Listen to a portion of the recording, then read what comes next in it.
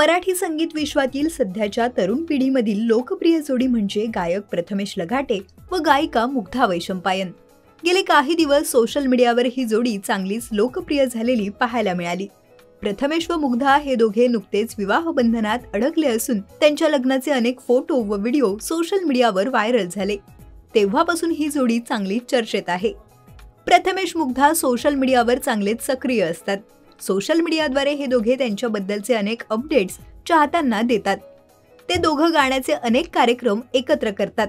त्याचबरोबर ते एकत्र असले की एखाद्या गाण्याचा व्हिडिओही बनवतात आणि तो सोशल मीडियावर पोस्ट करतात।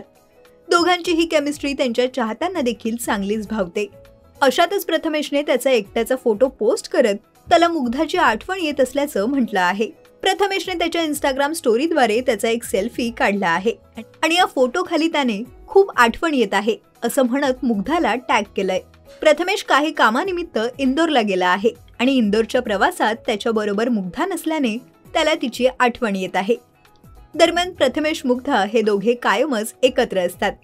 लग्नानंतर दोघांनी एकत्र गायनाचे कार्यक्रमही केले, त्यामुळे हे दोघं एकत्र असलेले त्यांच्या चाहत्यांना देखील आवडतं।